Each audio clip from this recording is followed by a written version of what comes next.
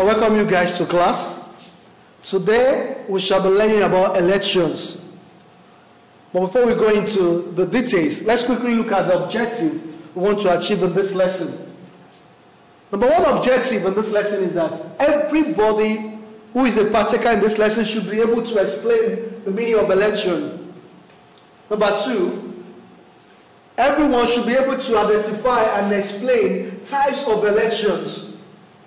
3, we should be able to discuss the functions of election. And lastly, we should be able to evaluate the roles of individuals in democratic settings. The roles of individuals in democratic settings. All right, what are elections? Or better still, what is an election? Election is a mechanism in which people choose or can choose their representative at regular interval and change them if they wish to do so. People come out to vote for whoever they want to elect into public offices. So we can say election is the process of voting. The process of voting. All right, let's look at types of election. Types of election. Number one type of election we have here is primary election.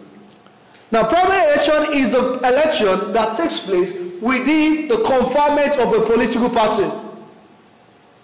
Takes place within a political party.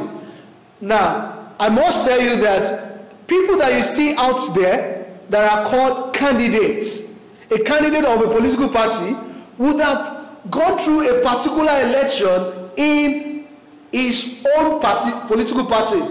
So people who are aspiring, people who want to become, for example, a governor of a state, in a political party, 10 people could come out and say they want to vie for the office of the governor.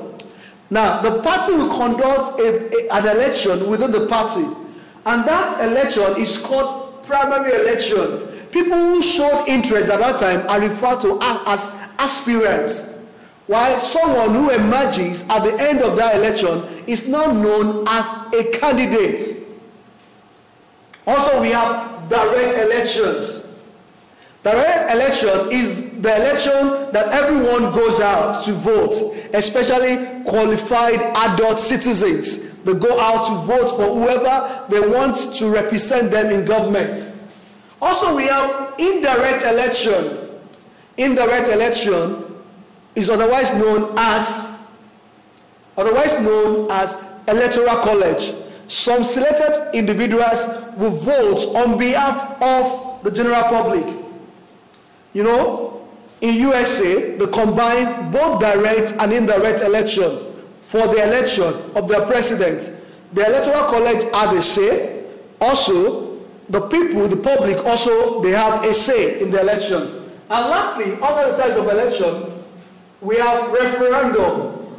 Referendum is the voting system that has to do with saying of yes or no about a political issue. Let's quickly look at the functions of election. Function of election. I will only be mentioning 2 because of our time. It gives room for legitimacy. It gives room for legitimacy. Election makes government to become legitimate because they comes to power to what we call legitimacy, to the acceptance of the people.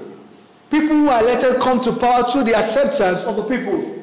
Also, it helps to change government easily.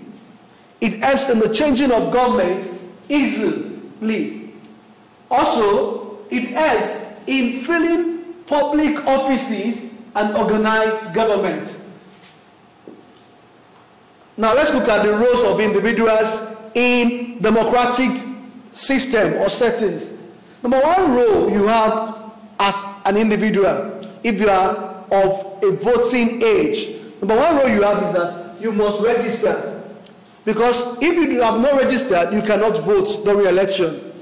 You must register. Another thing is that you must present yourself.